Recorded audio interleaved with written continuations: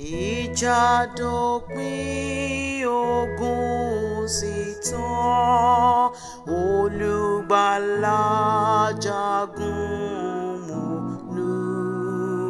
Orin ayọ̀ la ó máa kọ,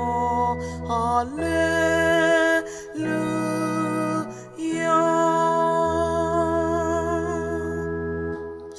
Gbogbo ipá ni kú ti lọ, ṣùgbọ́n Kristi fògùn rẹ̀ ká.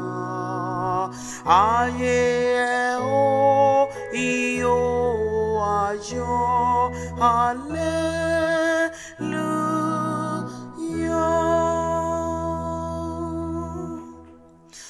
Ọjọ́ mẹ́ta náà ti kọjá, ó jíǹde kúrò nínú òkú. Ẹ fògo fún Olúwa wa, hallelujah.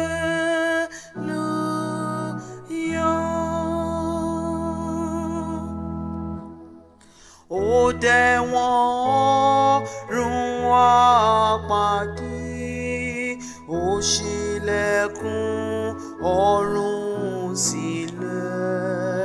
Ẹ kọrin yìn ìṣẹ́gun rẹ̀, hallelujah.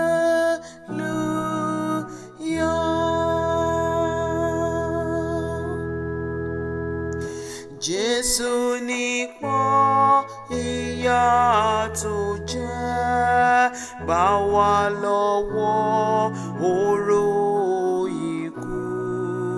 Ká lè yè ká sì máa yìn ọ́,